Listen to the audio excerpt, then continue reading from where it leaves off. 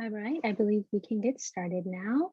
Hello, everyone, and welcome to this panel. My name is Adezin Balaja. My pronouns are she, her, and I am the VP Campaigns and Advocacy at the York Federation of Students. I would like to welcome all of you to this event, this panel event, and I'm really excited for the things we're going to speak to, and I hope you folks are as well. So this event is being hosted in collaboration with the York Federation of Students, Continuing Education Students Association at X University, Scarborough Students Union, APUS, and the Canadian Federation of Students. This event will be a panel discussion on pinkwashing in its many forms and the ways it's weaponized during Pride Month especially. Pinkwashing refers to the process of using queer issues, movements, people as a way to redirect attention from negative actions. And we see this at work with settler colonial governments and large corporations in an attempt to seem progressive and accepting while they continue to contribute to the marginalization of oppressed peoples. So before we begin this event, I think it's absolutely crucial that we acknowledge the presence and the land that we're on. So I'd like to acknowledge our presence on the traditional territory of many Indigenous nations. The area in which I am situated on is Toronto, which has been caretaken by the Anishinaabe Nation, the Haudenosaunee Confederacy, the Huron-Wendat, and the Métis Nation. It continues to be home to many Indigenous peoples. We acknowledge the current treaty holders, the Mississaugas of the Credit River. This territory is subject of the Dish with One Spoon Wampum Belt Covenant, which is an agreement to peaceably share and care for the Great Lakes region. So the Dish with One Spoon Wampum Belt Covenant is essentially like folks mentioned, is the agreement to peaceably share and care for the region, recognizing the dish is supposed to represent this land, which has many resources, and the spoon is kind of the agreement that it will be shared peacefully amongst all the people here, and it's a spoon because it's a little less aggressive than maybe a knife or a fork would be, recognizing that this land is to be shared in mutual cooperation. So due to the nature of the pandemic, we are not all in the same area. However, it is heavily encouraged that folks check out native-land.ca to learn more about the region that you are on. And I will paste that in the chat. Perfect, paste it in the chat. So while we celebrate Pride, it is absolutely important that we recognize that June is Indigenous History Month. And as we navigate conversations surrounding 2S LGBTQIA+ communities and pinkwashing, it remains crucial that we recognize the impacts of colonial violence on Indigenous communities in so-called Canada and globally. Violence towards queer people is rooted in colonialism. And as we move through this event, I think it's really important for all of us to reflect on how we can truly be in solidarity with Indigenous communities on Turtle Island and across the world. With the recent findings of the mass graves outside of the residential schools, it's important to recognize that this time is one of trauma and a triggering time for many, many Indigenous communities. For those of us who are settlers like myself, it is up to us to ask, what are the ways in which we are supporting Indigenous communities in their call to action? What are the ways in which we are recognizing that it is no longer enough to just say land acknowledgements and do nothing? The call for many Indigenous nations is land back.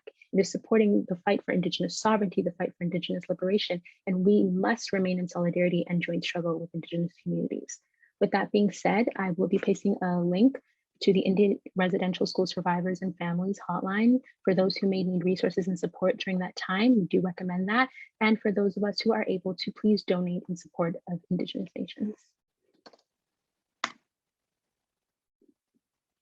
So with that, I also think it's super necessary that we do an equity statement. So we're all here at this panel to talk about pinkwashing, which is a heavy conversation. And it's important to understand that we will not be tolerating any forms of discrimination or harassment. It is up to us to collectively build the spaces that we want to be in, which means there will be no tolerance for hate speech rooted in Islamophobia, anti-Semitism, sexism, racism, classism, ableism, homophobia, transphobia, the list goes on. We cannot tolerate in that space. And if we do see any behavior like that, folks will be kicked out. I trust everyone here. We want everyone to engage in this conversation in good faith, respectfully, and making sure that we are doing everything with an anti-oppressive lens. So with that being said, I'm kind of going to speak to the structure of our panel for tonight. We see our wonderful speakers here. We're super excited to have them. We're super excited to hear their knowledge, hear their work, and the ways in which they really are doing the things that they speak about.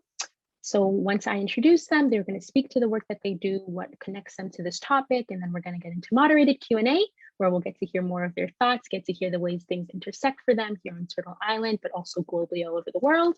And then we will be moving to the panel Q&A, where we encourage folks to please ask questions you may have. Panelists are here, they're willing to speak to this work, they're excited to speak to this work, and we're excited to hear about it. So we're going to ask folks to engage in that way at the panel Q&A. and then that will bring our event to a close. So with that being said, it is time to introduce our wonderful speakers. I hope y'all are as excited as I am. So we have Rami Handan. Rami is a queer and trans Palestinian activist with APUS, a Palestinian sexual and gender diversity organization, and the Palestinian Youth Movement, who is currently based in New Mexico. Super excited. We have Alex V. Green. Alex V. Green is an anti-imperialist writer and researcher based in Toronto on Treaty 13 territory. Their work deals with identity, community, politics, and power, and has been published in Slate, The Outline, Jewish Currents, Briar Patch Magazine, BuzzFeed, and elsewhere. Then we have Jeffrey Mcneil Seymour. Jeffrey Mcneil Seymour is a two-spirit Tecumseh paternally and fourth-generation English settler maternally. Sekweb matriarchy appointed him truth speaker for his unceded territory. Jeffrey is an assistant professor of the School of Social Work at University X, so formerly Ryerson University in Toronto, which the name folks from Indigenous communities at X University are calling for people to use X University as opposed to Ryerson, because Ryerson University is named after the architect of the Canadian residential school system. Jeffrey is a decolonial methodologist and provided expert witness testimony to Canada's missing and murdered Indigenous women, girls, transgender, and two-spirit inquiry. Jeffrey inextricably links land and water defense and restoration as the Academy's ethical duty to produce morally courageous pedagogy, praxis, and humans. Jeffrey joins us today post-chemo radiation therapy while on medical leave, and is from the community where 215 bodies of children were found.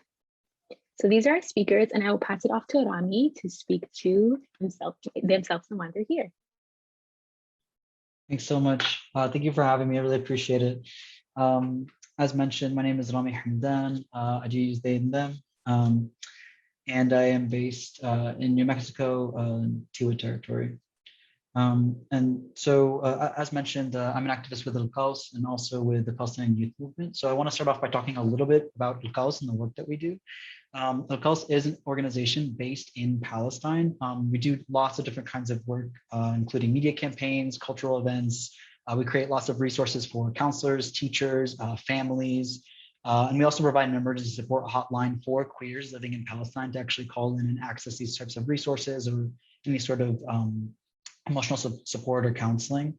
And really all the work that we do is done with the intention of promoting gender and sexual diversity within Palestinian society.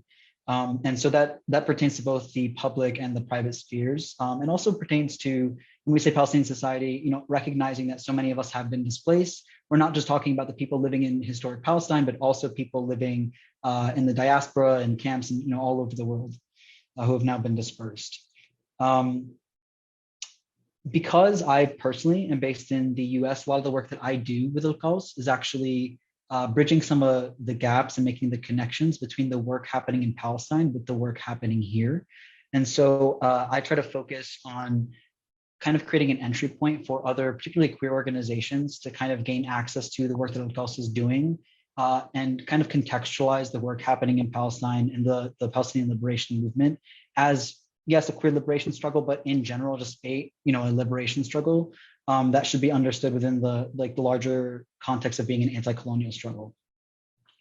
To that effect, in 2019, we actually created a fellowship, in case folks are interested in looking that up, a fellowship that actually connects, and we select a Palestinian activist in the diaspora, typically, to kind of engage with the work happening back home to, again, bridge those connections. So the reason that we feel that that's important is because a lot of folks, particularly queer Palestinians, find themselves just based on their own disposition or their own lived experience, kind of disconnected from the land and from Palestinian culture and society. And so we try to actively engage with queers within the diaspora to help create a space and help people find their voice and find their way and their path to come back to Palestine and actually engage with Palestinian society. To speak from a personal perspective, and the reason I think that this is important, I myself actually grew up in New Jersey, and I learned about Al-Qaus back in, I think, like 2010. And I remember like my mind just being shattered because for so long I felt, to be quite honest, I grew up in a more conservative community, I would say. And so for so long, I felt that it was really difficult to fully express my own queerness and also my Palestinian identity. That was something that was I felt like I was constantly juggling and trying to navigate. And so when I discovered and understood the work that APUS is doing, that was a really pivotal point for me. It was a pivotal point in understanding that my identities don't actually contradict, and there is space for me within Palestinian society. And that was like when I really started having that sort of awakening. And I would actually argue that it was my queer politic and queer community that really helped me understand Palestine as like a radical concept. And I think that's like, it's really, really important for, you know, queers who are not Palestinian and also Palestinian queers alike. I would also say that it was fighting for Palestine in queer spaces, which also helped me understand my own position on anti-colonial struggle as a queer colonized subject who's also occupying land on a settler colony, and understanding, like really coming to terms with what it means to work to liberate Palestine, which is also inherently work to liberate Turtle Island. So understanding that, you know, the fact that my tax dollars are going, number one, toward oppressing indigenous people on this land, and then also going toward oppressing, you know, my own people, my own family, the dispossession and the displacement of my family and my friends back home. Like, this is a critical understanding for me. And so that's essentially the work that we do. That's what I think is important, and that's who I am. Thank you so much for that, Rami. I will pass it to Alex to introduce themselves. Hi there. Yeah, my name is Alex. I'm a writer. I'm based in Toronto, which is Treaty 13 territory. And I guess I'm here mostly to, I mean, I'm a Marxist. So like my approach to pinkwashing is, I guess, more interested in its political economy. Because I think it's easy to talk about, and I know I fall into this sort of trap myself of talking about pinkwashing as, you know, inauthentic, or that like that the main problem is that it's like performative, which is, you know, or performed. But I think what's important to understand about pinkwashing is that it is materially and ideologically beneficial for the settler colonial regime, and that it has strong financial incentives as part of a sort of, you know, framework of Orientalist discourse that basically creates entire populations of people that are seen as disposable or surplus. And I think it's really important to situate discussions of pinkwashing within that kind of context, because it also really motivates us to recognize the BDS movement, the movement for a boycott, divestment, and sanctions of the apartheid state of Israel, as a necessary intervention in stopping those circuits of capital, and actually imposing stakes where, as we've seen before, no, you know, formal or ostensibly like a you know, official process of trying to hold Israel account has been successful. Which makes it, I think, very important that we look to the Palestinian resistance in all its forms and understand that these, the analysis and the practices that have developed, including the theories around pinkwashing, are ones that emerge from a direct struggle against power. And they're very, very valuable in that sense, and they can be very useful in interrogating and preventing other forms of violence in other contexts. So there's also a little bit that I hope I can contribute in talking a little bit about Zionism. It's, I think, not necessarily the focus, just because, like, obviously, I think our focus should be on, like, Palestinians, but I can speak to that as well. But I think it's really valuable to understand the sort of gender politics that run through Zionism. Zionism as fundamentally a heterosexualizing project, as a lot of nationalisms are, which I think just sort of happens. There's a lot of scholarship on it. I'm not really going to get into it necessarily now, but I think it's important to realize that Zionism in particular comes from an imperialist Western European context. It emerges at the time of like scrambling for Africa, really an absurdly racist approach to you know, entire populations, entire regions of the world, and in that respect, it can't really be separated from it.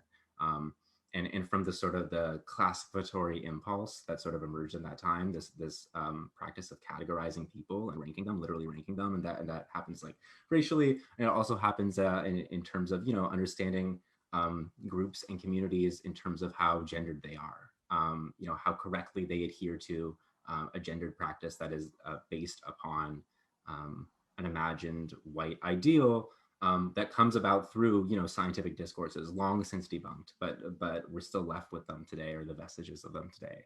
And I think that context is also really important because it's not something that Zionism can't escape. And it's something that comes through every time we encounter the Hasbara talking points of pinkwashing. And maybe I can get to that a little bit more later. I don't know where I am for time, but yeah, I think it's really necessary to understand how pinkwashing fits within a long-standing tradition of designating the colonial subject as available for subjugation. And part of that is also an idea of feminization, which Saeed brings us out a little bit in Orientalism, that like you depict the subject population that will be settled as available for settlement. They're already, they're willing victims, which is I think was very obviously racist and anti-feminist and just terrifying. There's a lot more to say about this. I hope we can get to it later. I'd like to talk a little bit about like the sort of tourism economy and like really the economy of weaponry and surveillance and criminalization that emerges through pinkwashing. Hopefully that can come out in the Q&A. I don't know how I'm doing for time, so that's my piece. Thank you so much, Alex. And yes, I hope we are able to get to all of this during the moderated and panel Q&A. That being said, I will pass it to our last speaker, Jeffrey, to introduce himself.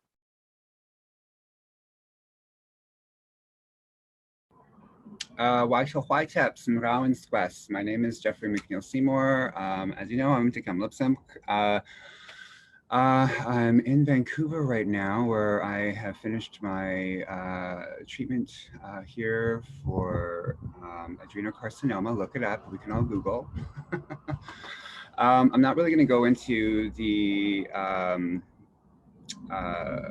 definitions of pinkwashing per se right now. I think that we all know how to Google. I think that was like my most hugest takeaway from my grad studies at U of T when I was using the Boolean system to do some research, and then I was just like, I went in after doing 6 hours, and I was like, okay, I couldn't find what you're looking for to my research supervisor. And then they simply were just like, did you Google it? And it was like the most valuable piece of information I got from the whole experience. So I just posit that for all of you. Don't go to grad school, just Google it, okay? Kidding. Okay, so what I wanted to do is I'm just going to quickly start with, I'm gonna just pop this into the chat.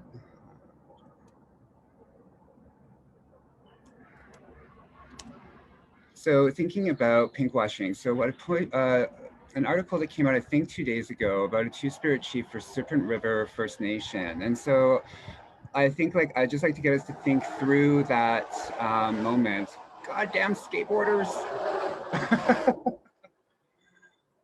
Oh, anyways, okay, so thinking through that, to posit the first Two-Spirit leader, I think that entirely erases all of the leadership that has occurred up until this point. And so let's think about that as sensationalism in terms of advancing a particular politic here, particularly during Pride Month, right? So to do that, it effectively erases the people that I know that are still alive even, that I would get on my knees and bow to because they're so incredible.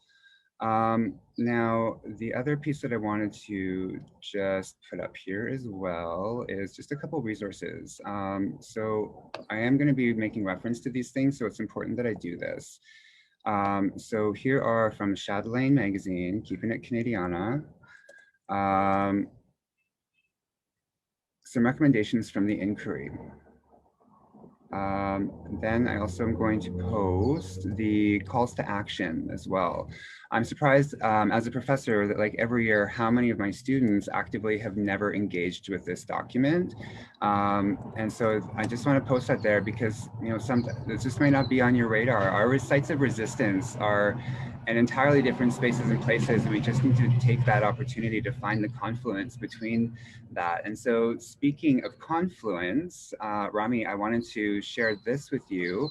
I've been working on on Action Sue, a group called Violence No More. And so here we are.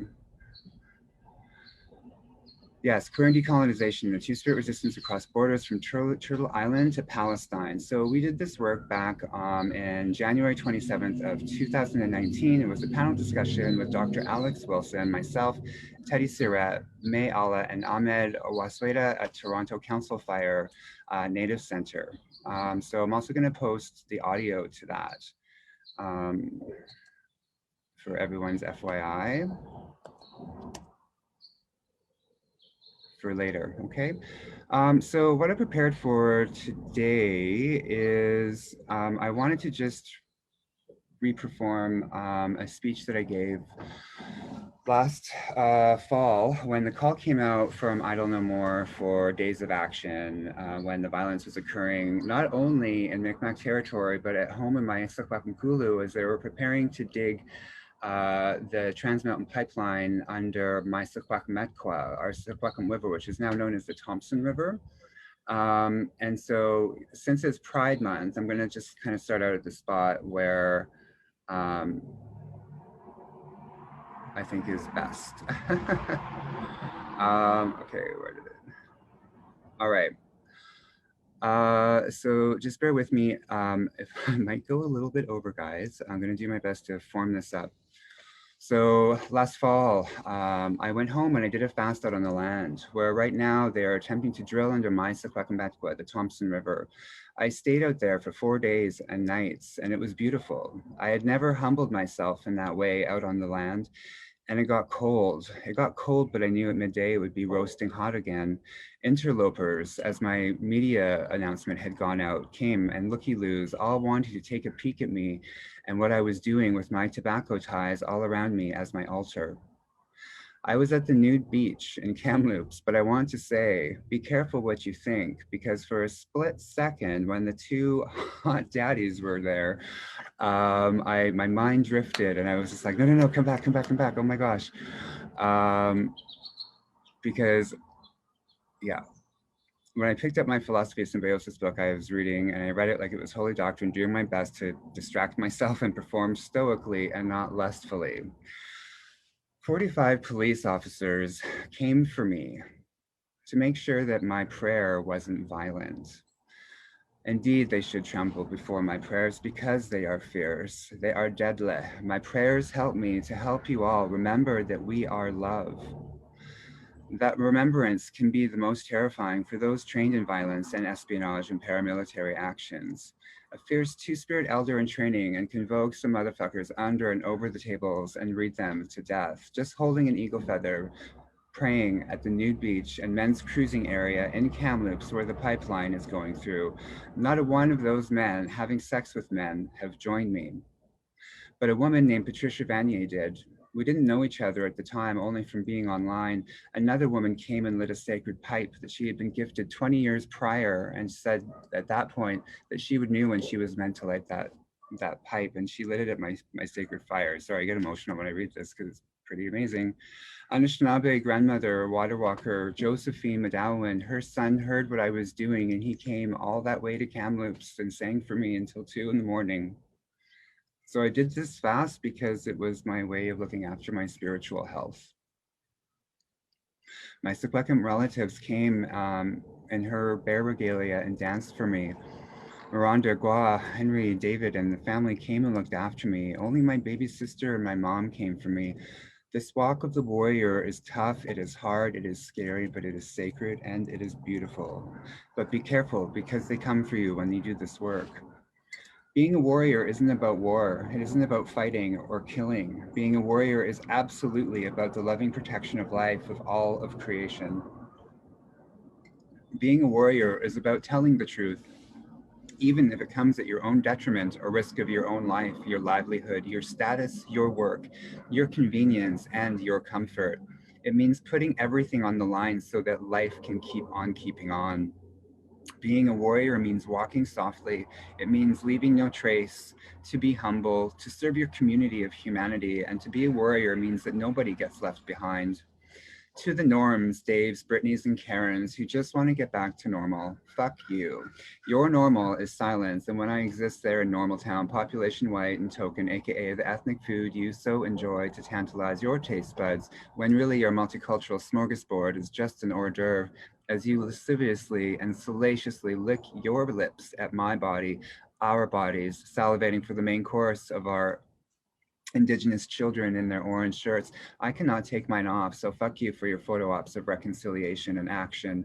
Salivating for the main course of our fishers, hunters, food and medicine gatherers, the land and water defenders, the homeless, missing and murdered boys, girls, trans and two-spirit people, our boys, our men, my Afro-Indigenous, Afro-Black, Latinx, Muslim too, and the list of our brown bodies goes on. You see, the hetero-homo normalcy of settler colonialisms are a pharmacopoeia whose Prozac-colored glasses invisibilizes the very real and very present dystopic landscapes of the happening now, Indigenous apocalypse. It sees me go to over 13 funerals in 3 years, and some of you haven't even been to one. Your normal sees my family thrown in jail for disrupting the economic agenda of Canada. Your rule of law allowed that to happen, not my natural Sahwakam one. Prime Minister Harper saw that happen in his omnibus bill that marks anyone found to be obstructing the all-haloed economy personified as having more rights than my own living body. The only real terrorist from my perspective then becomes the silent settler body when calls for our bodies to be used as bait or cur. And that happened last year with the Mcneil protests that were happening. Or when there are calls for reinstating residential schools because settlers think they were good for us, and that call came during last fall's calls to action. When calls for ethnic cleansing occur in this place called Canada, you settler allies and so-called accomplices better take to the fucking streets. Consider last weekend and this weekend's rally your jumping off point to organize because I'm done. It's time for new blood. Let me reframe terrorism for you. It's living in a country where you're sat at the table of your peers as the new Indigenous hire, and at each faculty meeting or university table and council committee of leadership where you're introduced as the Indigenous hire and expected to perform. Say thanks for hiring me, get told to keep your mouth shut until you achieve tenure. Terrorism is being seated at the faculty table waiting for a non-Indigenous colleague to offer what we have a moral duty to uphold, our school's commitment to social justice, and pen a letter to offer support to Wet'suwet'en, or to Micmac, or to Sekwekwakulu, or to any of the other communities that have now found bodies.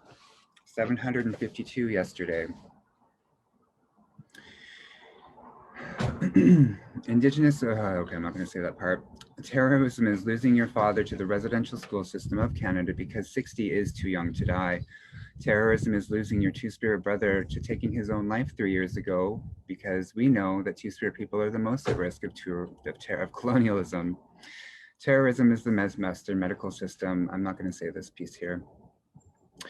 How fucked is it that we only remember the dead and not the living, when every passing year comes the creation of more and more distance from settler now and then's distance, and for the intents and purposes of today's talk of pinkwashing, conveniently comforts the uncomfortable feelings of an ugly colonial past and present that I guess must somehow also soothe settler complicity. How blind. Settler colonialism is a trickster. It is young, it is wise. It morphs and shapeshifts into something new daily and always is on the move. It is constant. Complicity is a privilege. Complicity, and in this point, pinkwashing is a colonial technology. Sorry, guys. The colonial technology of complicity, pinkwashing, allows for you to ask me, but what can I do? While at the same time, the police inaction of holding violent settlers to account when settlers burn lobster traps or destroy literal mounds of generations of lobsters to die, all that life dies because of complicity. Do not let these moments pass us by. Do not let their lives be in vain. Silence and inaction equals just as responsible as those police, those bad apples of the old boys club for death. I'm now reminiscent of the buffalo skulls of the Great Plains. Privilege is just hollowly doing land acknowledgements and not being able to name your relationships to the land, water, and people of the territory you reside in. Privilege is also the ability to choose not to take up any of the recommendations from the TRC or the inquiry. In social work, we like decolonial anti-oppressive practice as the practice lens du jour, but we are never truly nonviolent. It's oppressive to not learn an Indigenous language and expect others to follow suit. There, I said it. Canada is officially racist. How's that for guilt and shame?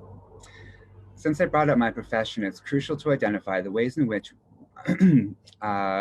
we place our work, the ways in which the places that we work, our profession, our disciplines like social work, nursing, policing, law, science, design, film, all the way to our racialized newcomer, asylum, displaced bodies, and our sexuality and our genders too. And yes, our various sites of fabulous resistance. And yes, even your sustainable little farmer's market and grass-fed sung to by culturally appropriating dreadlocked hippies as they harvest under full moonlight. Your fair trade products and Saturday morning farmers markets was and continued to be folded into practices of domination by contributing to the mythology of Canada as a multicultural society, a global champion of human rights, if you will, with all their humanitarian aid, complete with cornerstones of white settler supremacy. I always, so getting back to normal, what a dumb thing to say. I want a normal where nobody is being arrested or having guns pointed at them because their hearts won't let them be anywhere else at that time. And right now, literal and metaphorical guns are being pointed at us natives, us Indigenous, from Wet'suwet'en in this past January, where my sister friend held only her eagle feather and her ancestral hereditary right to say no as her weapons to my sisters Miranda, Gwa, Kanahusumaya, right now in Secwepemcúlecw, who hold down the front lines as we speak. Other front lines of other Two-Spirit resistance camps also are engaged at this time. So how can I help? Well, for one, I'm tired of this, and I'm tired of coming out and doing this. I've been amplifying my voice as best I can from behind the lectern for the past few years, hosting and organizing solidarity rallies in Kamloops, coming out to support Black Lives Matter's Vancouver and the yucky police in uniform with arms. I hosted talking circles with the United Church and had 2 art openings and curated another in Montreal. I was keynote at a Two-Spirit conference all the way from Northern Quebec, and I agreed to take on a professorship at Ryerson University in Toronto after telling Thompson Rivers University to divest from Kinder Morgan because we have no treaty with the province and the feds have ancestral, and I have ancestral authority to do so. I walked into another shit show at Ryerson School of Social Work. So I'm tired of doing this. And so I thought to myself, Self, what are you gonna do? Mix it up a little, do things better, acquire new skills, reinvent, freshen up, color your hair. I know my hair is amazing. So I did things a little differently this year, and I chose to follow my heart, and I chose really to commit to lead with love.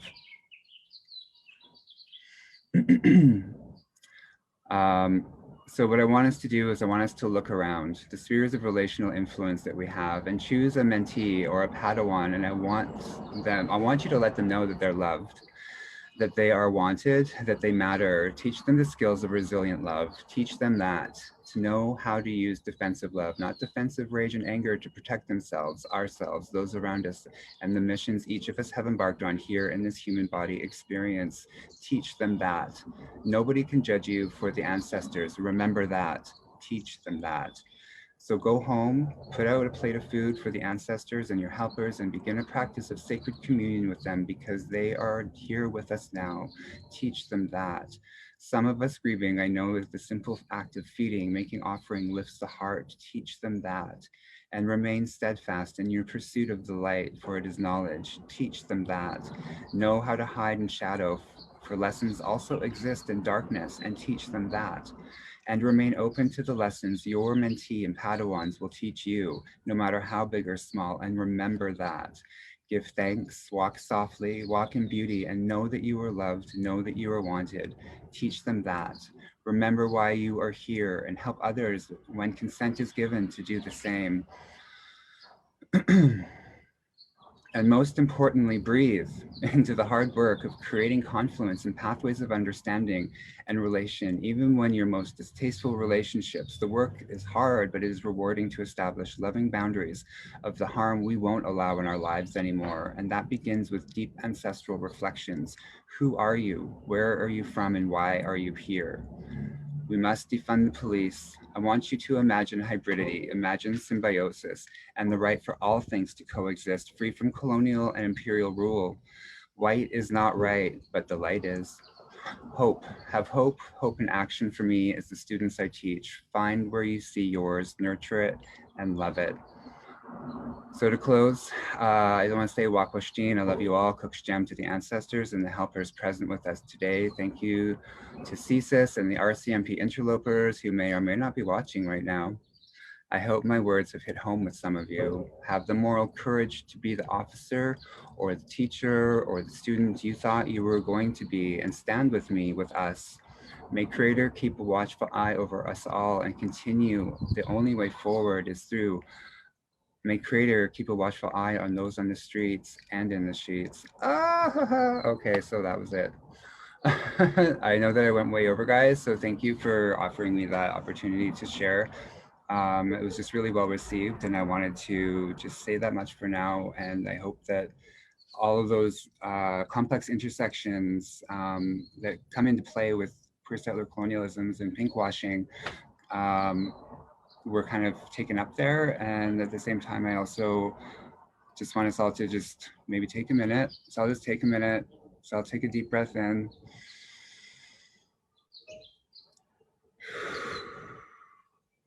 And just remember that we're loved, okay? There's some heavy stuff that I said in there, and it's not directed at anyone, and it's not personal. It's just been my experience. So I just want to say Kuksjam, yeah, I'm looking forward to the panel discussion, well, to the questions. Anyways. Thank you so much, Jeffrey, for sharing that. And I hope that resonated with folks. And thank you to Rami and Alex and all of our speakers for introducing themselves. I don't know about y'all, but after hearing that, I'm very, very excited seeing the way that each of you approach this work differently and with a different lens, but also the ways in which things kind of intersect. So with that being said, it is time to move to our moderated Q&A, where I'll be sharing questions, and I'll just point to the speaker to go first, and then each of you folks will have a chance to answer the question. So our first question is, and folks kind of touched on it in the intro, but this is an opportunity to delve into it further, but please speak to the dangers of pinkwashing. What has been your journey in recognizing and navigating the tactics of pinkwashing? And since Rami started last time, I will go with Alex first. Thank you. Yeah, where to begin? Pinkwashing is dangerous in a lot of respects.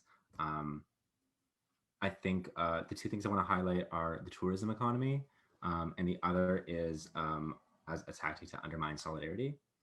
The tourism economy, this is something that Jasbir Puar talks about a little bit in Terrace Assemblages, and in other contexts, Maya Mikdashi talks about this a lot too. This operates both like ideologically and financially. Israel makes a ton of money through tourism, like truly absurd to think about.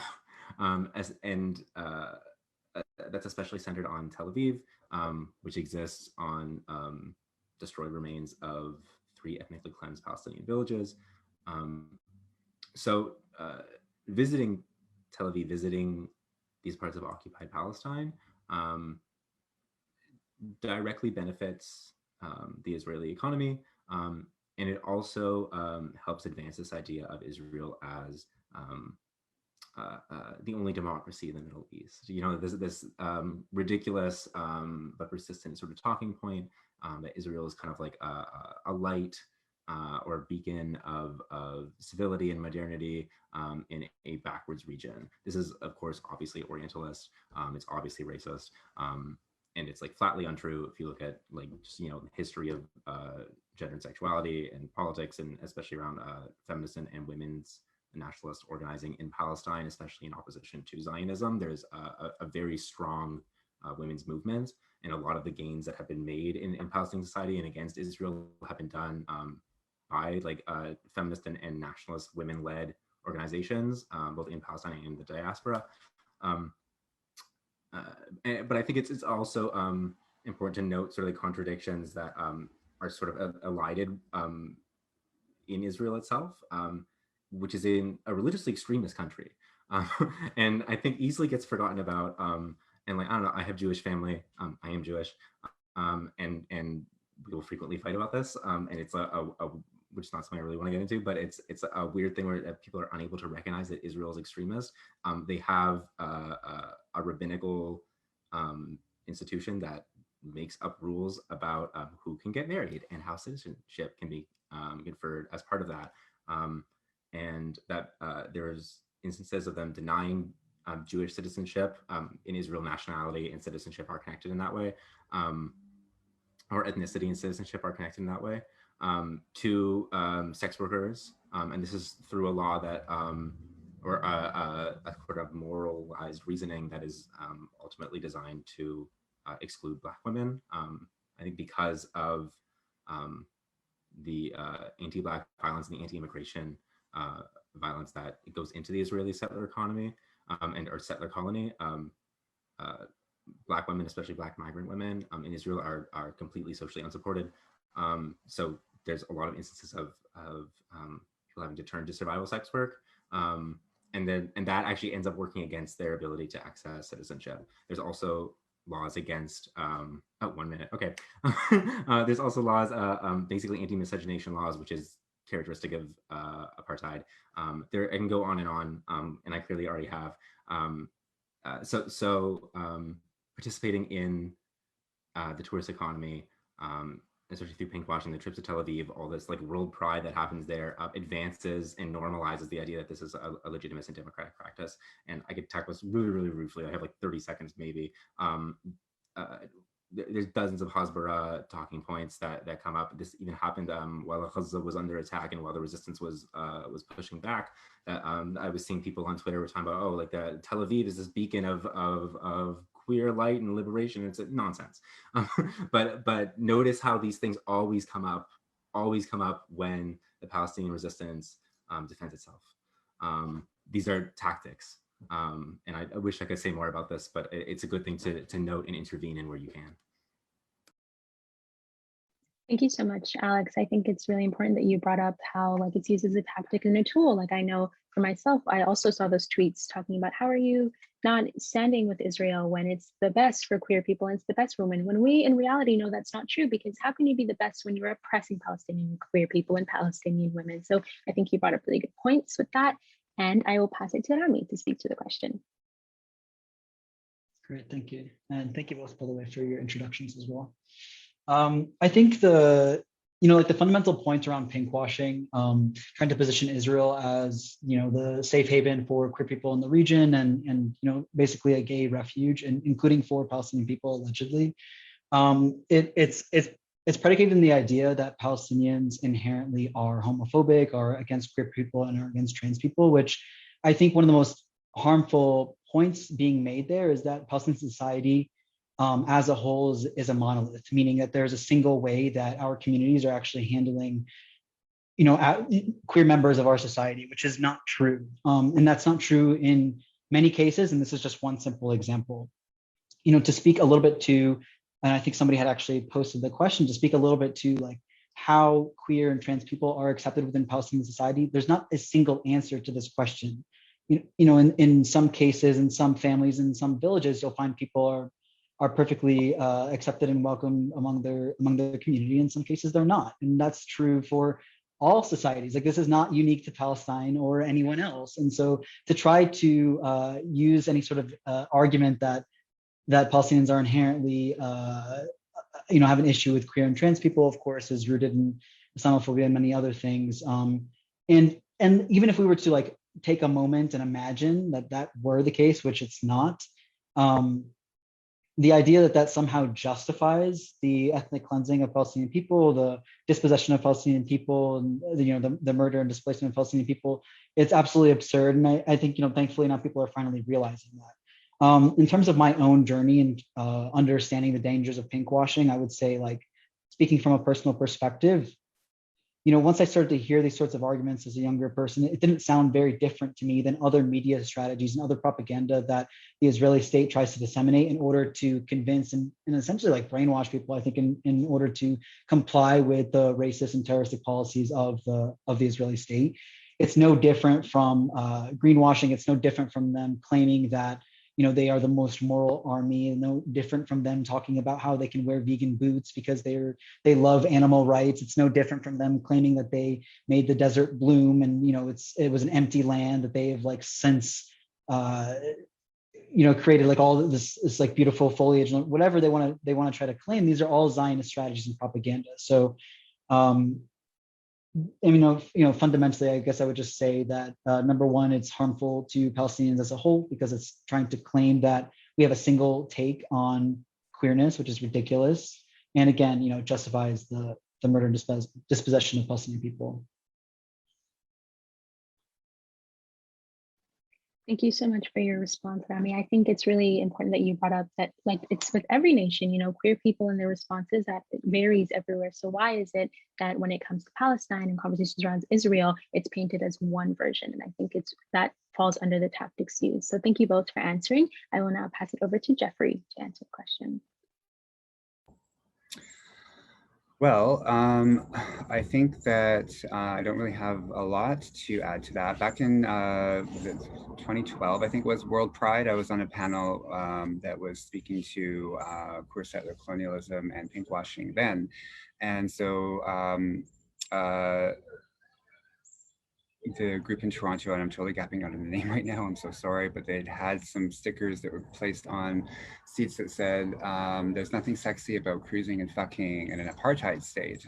And to which, while I was on the microphone, I was sitting there just really giving it a good look and thinking about it. And I was all like, well, there's also nothing sexy about cruising and fucking in a settler colonial state. So I think that that's just something I would say that I'm just in solidarity with the liberation of all oppressed peoples. So, Cook's Gem. Thank you for that, Jeffrey. I would definitely agree. There's nothing sexy about cruising or doing anything else in apartheid or settler colonial states. And thank you all for answering that question. I think we can now move to our other question, which is, how do you understand and define Homo nationalism? Jeffrey, I realize you just went, but would you like to go first?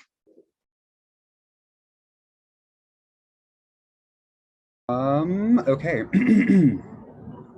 So I think like right off the bat, like Homo nationalism. So nationalism is like an investment in the operations of, obviously the economic agenda of the country. And I think that my piece spoke to that in terms of, oh, there's a hummingbird. So Homo nationalism basically then is where predominantly white gay and lesbian persons who are at the apex of that have a more vested approach and the vested interest of the economic agenda of Canada. And so Homo nationalism then is just like the unwavering support of like, the Conservative Party or the Liberal Party. I'm like, I'm gonna totally go off base here, but like I totally was like on a hookup the other night. Yes, I'm telling this, I'm sex positive, whatever, deal with it. But I was like sitting in the back seat and I was just all like listening to these two dudes and I was just like, do you realize you just picked me up? And they're totally like going on about the Liberal Party of Canada and all this other stuff. And I'm just like, oh my God. So that was my interaction with Homo nationalism at work. So there you have it, folks. Sign up for my classes. My loose definition. Okay, thanks. Thank you so much, Jeffrey. I just would like to add that this is definitely a sex positive space, so go for it. With that being said, I will pass it to Rami to go next. Yeah, sure. So in terms of my understanding of Homo nationalism, I kind of understand it more as an umbrella term under which pinkwashing would fall. I would say like the intention of, or like the, it's a similar propaganda tool or strategy in order to obfuscate war crimes that are being committed by essentially warmongers. And I think a good example of that is Joe Biden and his and I'm speaking again from a US perspective, but Joe Biden, like one of his first acts as the president of the US was to lift the ban on trans folks serving in the military. And this by no means is any form of queer liberation, by no means does queer folks justice, but what it does do is it allows bombs to be dropped by queer and trans people. And it also gives the United States the space to try to argue the Biden administration to try to argue that the United States is like a queer positive place, and we support queer and trans people, when in reality we know for sure that that's not true from a legislative perspective or from a cultural perspective. Like if you were to count the trans Black women murdered this year alone, we can certainly say that we do not live in a society that accepts trans people. And so to try to pinkwash or the crimes committed against queer and trans people on this land by creating space or by allowing by legislation for queer and trans folks to serve in the military, I think is absolutely absurd. And I would also, from that same perspective, ask what queer and trans people want to serve in the military anyway. In general, you're not going to see, like upper class, white, queer and trans people serving in the military. There's often working class folks are being taken advantage of and often are used for fodder in other people's wars to oppress, third world, the global South, essentially. So again, Homo nationalism is just a tool to kind of obfuscate and hide what I would say is actually really dangerous, racist, homophobic, transphobic policies. Thank you, Rami. I think it was really necessary that you spoke from an American perspective, but I would agree that the same thing happens here in so-called Canada. Our governments are really good at maintaining facades, and they use those facades as, we support queer people and queer liberation, but that cannot include war. That cannot include the oppression of people overseas and in the global South. That being said, I will pass it to Alex to answer the question as well. Hi. I like this question a lot. Homo nationalism was coined by Jasbir Puar, who I've now mentioned, I think 3 times. So clearly I'm obsessed. I saw her do a book talk once where she sort of, she was talking about the right to maim, and then someone asked a question about Homo nationalism, and she sort of let out this deep sigh, because I think she sort of had to grapple with that term over and over. So there's actually an article that she wrote in 2013 that was sort of about Homo nationalism and clarifying a definition. And I think it was a really important takeaway there is that Homo nationalism is not simply a synonym for gay racism or another way to mark how gay and lesbian identities became available to conservative political imaginaries, and nor is it a way of distinguishing good queers from bad queers or a position, but it's a facet of the sort of shift of the entrance of some homosexual bodies as worthy of protection by nation states, and sort of with that constitutively, the placement of others as unworthy of protection, remembrance, care, or life. And this was that was me paraphrasing from the thing in front of me. You can Google Rethinking Homo Nationalism, Jasbir Puar, if you're interested.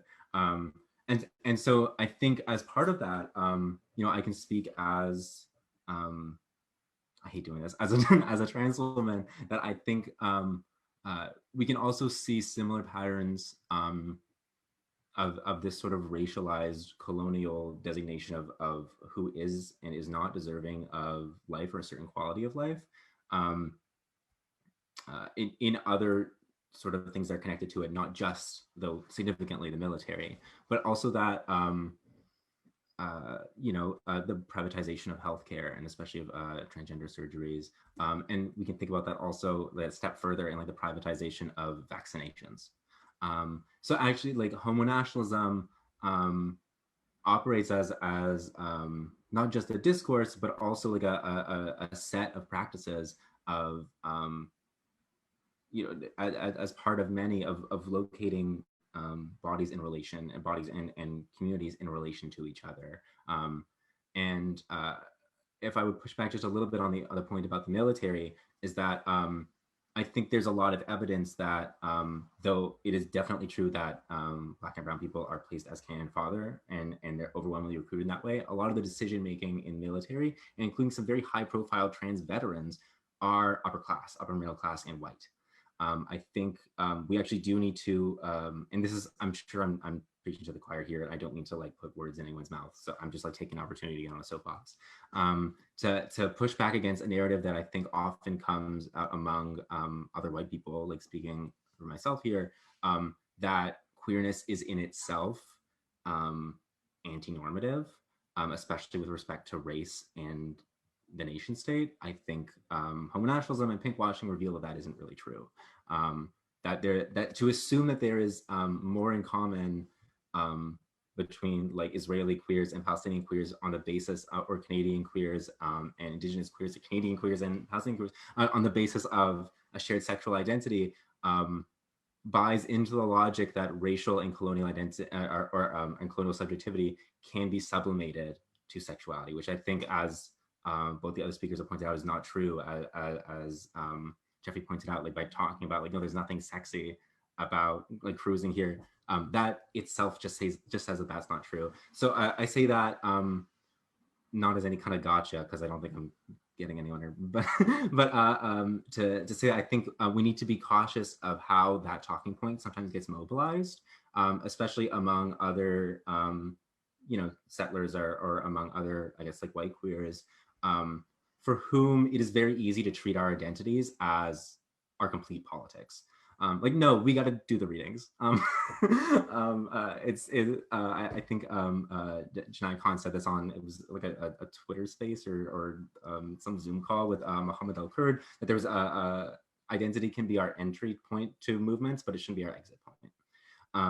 And there's, it's very important, I think, in understanding like Homo Nationalism, that our relation to the state doesn't just end because we decided it does. And that isn't, to finger wag at other white queers like myself. It's to say that we have, therefore, a responsibility to participate in meaningful solidarity, by which I mean boycott, divest, and sanction. Thank you so much for that, Alex. I think it's really important how you brought up that like our identity should be our entry point, but not our exit point. It's important for us to engage in the work and to engage in the politics and do the readings. I like that. So thank you to all of you for answering the question. And we'll now move to our next question, which, what are effective strategies of resistance to counter pinkwashing rhetoric? Rami, would you like to go first? So let's see, okay, so thinking through effective strategies of countering pinkwashing rhetoric, I think somebody had mentioned it earlier. So just rewinding a bit to the uprisings in May, and speaking from the perspective of Gauss, when we mobilized a bit, we were posting, we were engaging, we had some events, etc. Aside from that, actually, many folks that are actively organizing back home, obviously, are queer as well. So, and the thing that we kept being met with was that comment around, try to organize Pride in Gaza and see what happens to you, essentially. And we see that all the time. That's like literally one of their talking points. That's what the Israeli propaganda machine is literally paying people to post on like various posts and things like that. And so I think like the most important thing when somebody comes up with that like very clear example of pinkwashing, it's to recenter Palestinian liberation, to recenter the fact that we are occupied people in the conversation. And so what I mean by that is when we're talking about like, okay, go try to organize a pride parade in Gaza, it's like, well, number one, first of all, I wish that I could, but I can't get in actually. And let's not forget the colonial conditions of the Palestinian people living on the land and what that means. Let's not forget the fact that Gaza has been under siege for 14 years and that every single grain of rice that goes into Gaza is controlled. Every single person who goes in and out is controlled. And it's all controlled by Israel. So to try to say that, they're trying to decouple that reality and just focus, again, on this like single talking point to legitimize the actual like murder and desecration of people and land is unacceptable. Yeah, and I think that's like the number one strategy I would focus on in the event when people try to bring up sort of like pinkwashing rhetoric, is to just really continue to focus and centralize like Palestinian voices and actually contextualize what it means, the fact to be like occupied people living on occupied land.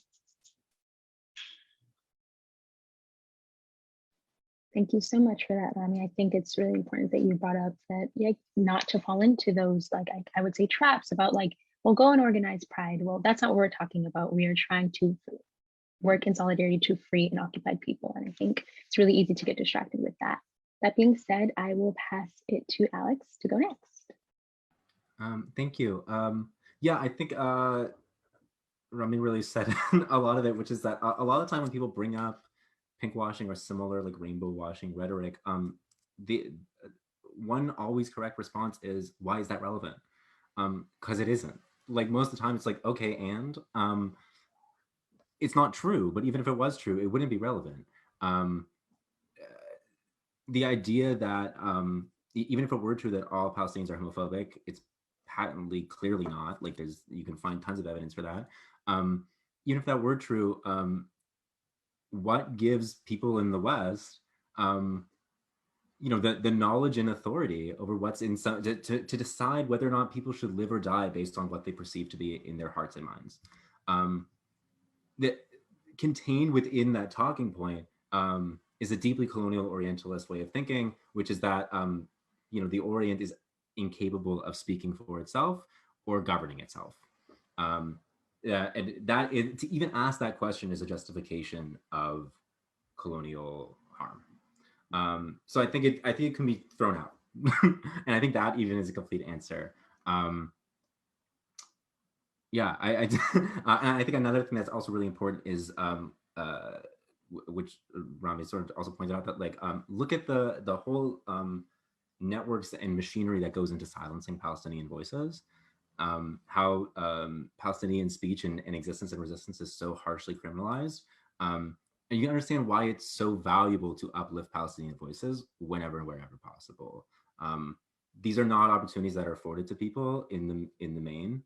And they have the knowledge and perspective and framework to unpack a lot of assumptions, because they've had to do that for years. They're very, very well practiced.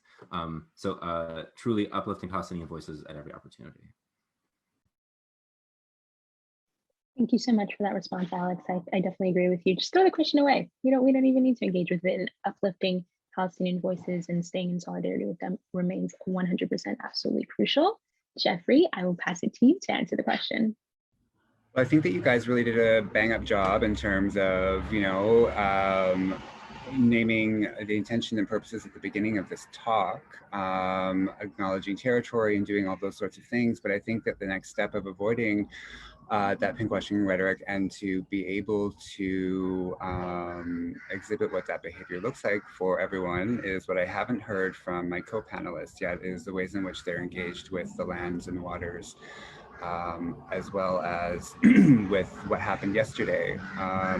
How are we taking that up? And I think that's really important so that we can avoid that this opportunity then doesn't become itself pinkwashing, right? So I offered my previous works, doing work with resistance across borders, as a way to express my solidarity to you, Rami.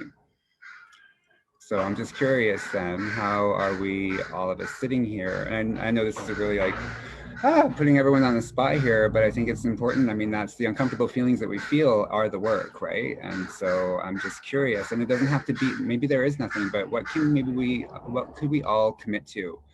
And that's for our viewership too, for everyone who's tuned in. What can we all commit to with regards to what's happening now here on the land in Canada?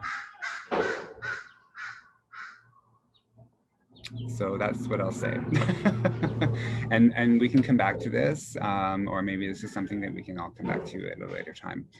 But I just think that that's an important thing for us to really highlight and to make and define as clear, because yesterday was a pretty hard day for a lot of people here in Canada.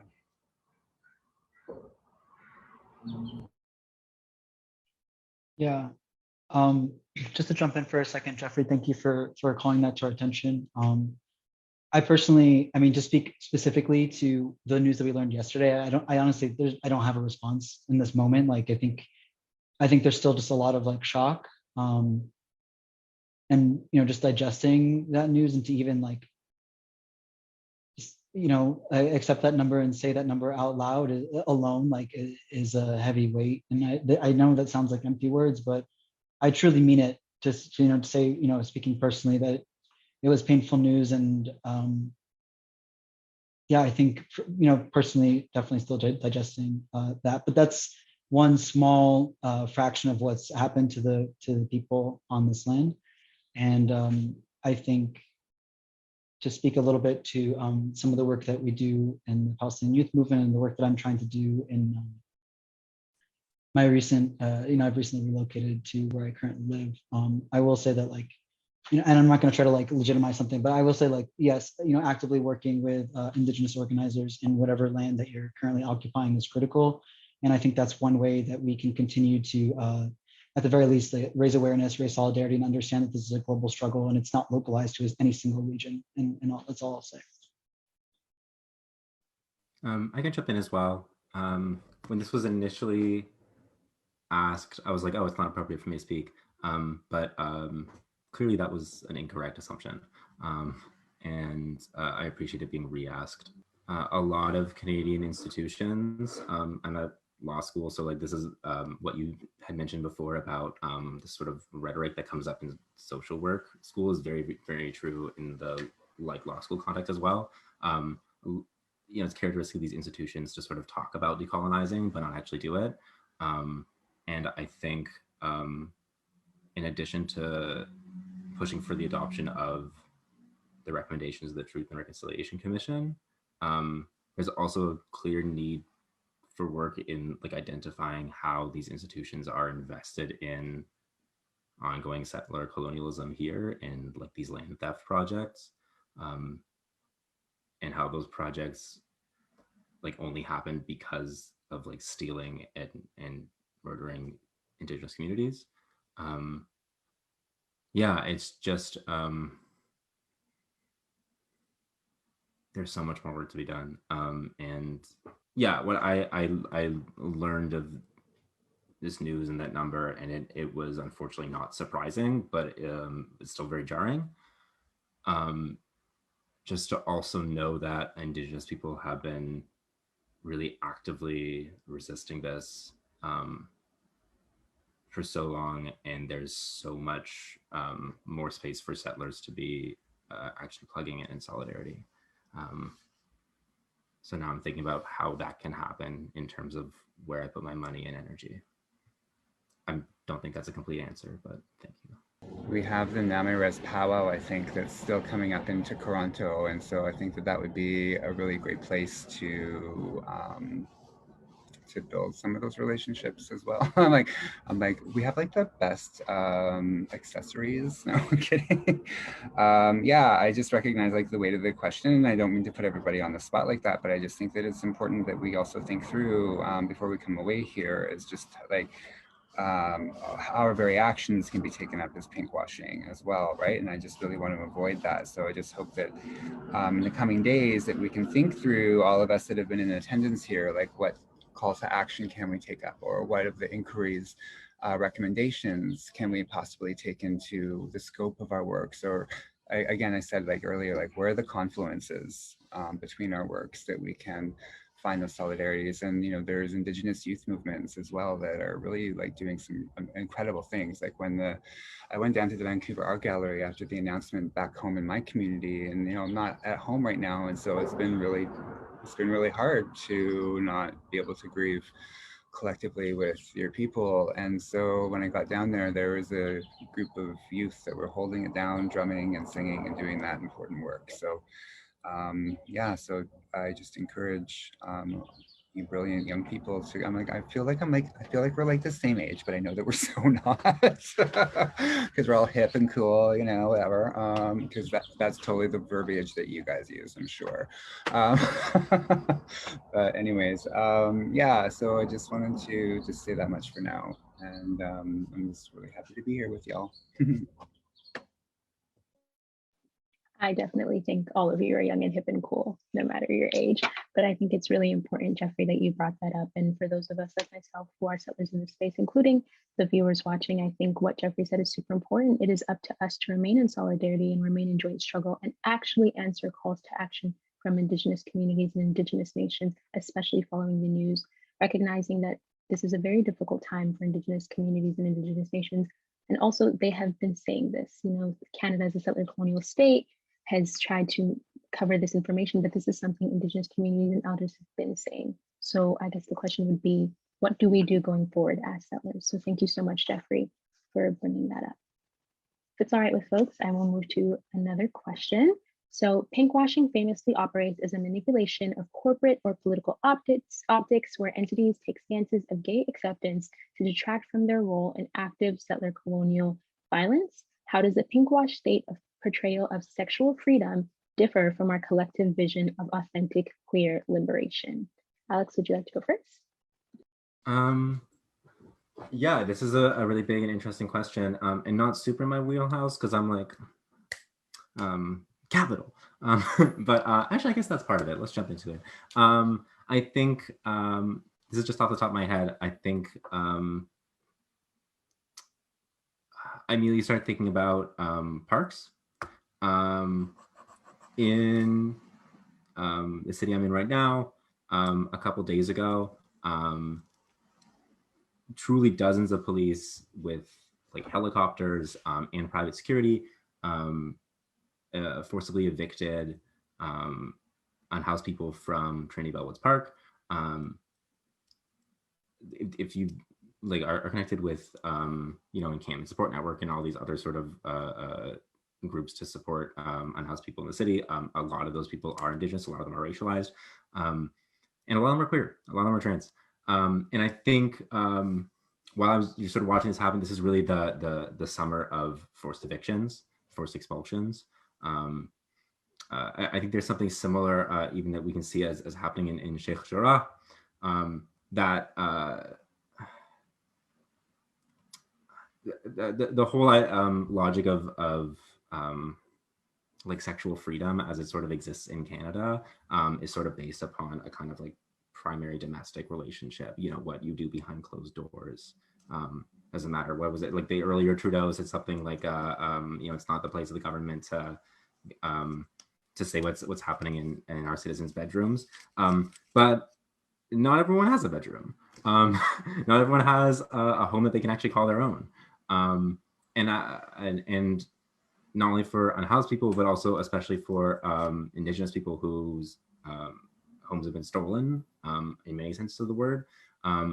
That's also a very colonial and inequitable sort of way of thinking about how people's like communities and kinship are structured. And what I really wish would happen is if Pride Toronto came to the defense of public spaces like this. You saw this a little bit a couple weeks ago. There was a homophobic incident at Hamlin's Point Beach, which is it's a unofficially gay clothing optional beach. And like people kind of rallied around, I think, because everyone likes the beach. I love the beach, but people talked about we don't want straight people on the beach. But there's also, if you go to Hamlin's Point Beach, there's a lot of brown men, a lot of people who are very clearly racialized, very clearly immigrants. They're not speaking English. They're playing their own music or whatever, and like that's also their beach. Like it's inappropriate to sort of construct an idea of what the space is that excludes these people, because then we end up with a very white, a very bourgeois queer space. That doesn't actually create a space that's accepting people. And so I think a similar thing is happening with respect to the parks, like there's gentrified parts of the city. They're clearing out people of color, they're clearing out sex workers, and creating like these little like progressive millennial pockets that might be good for queers, but it's a very specific idea of what that queer is, and it's a very white idea. And it's a very bourgeois idea. And it is a part of a long tradition of the state as an expression of capital, enclosing land and claiming ownership of it, and forcing people who are using it as part of their lives and their community off of it. So what I'm thinking about, I guess, like that our vision for a kind of liberated sexuality. I'm also thinking about how sexuality, how the spaces where sexuality is quote unquote liberated are enforced, and how in order to get that idea of a liberated sexuality, other things are criminalized. Other practices and people and bodies and spaces are criminalized. And resisting that, I don't know, kill a cop. Don't do that. We're on Facebook Live. I think this is a further indication that a fight for queerness is also a fight for housing, is also a fight for returning the land to Indigenous people, and for getting all of our money out of the police. and going to John Tory's house and throwing eggs at it. That's the best I've got. Definitely support throwing the eggs, but you didn't hear it from me. I think it's really important that you brought up the ways in which all of these things intersect. Like, is it truly sexually free? Is it truly liberated if houseless people are being evicted from their camps? Recognizing that those folks are trans, they are queer, they are racialized, they are Indigenous. And what does that mean if the state is doing that, especially during Pride Month, especially as they use pinkwashing tactics? With that being said, I will pass it to Jeffrey. Looks excited. Can I pass it to Jeffrey? I just wanted to say too, it's important that we also just flag that people are in various places in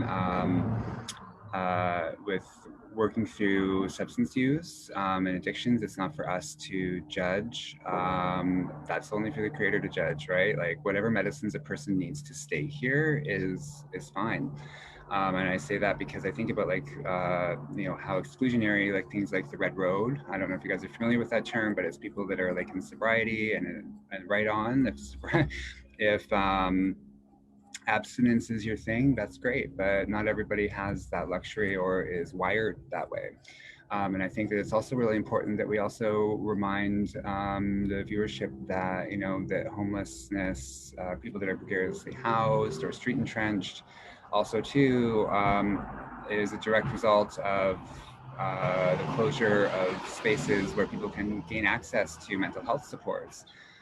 Throughout my journey this past year, you know, I've been myself precariously housed and also in dire need of, like, some mental health supports, because it's like some pretty heavy duty lifting that I've done, you know.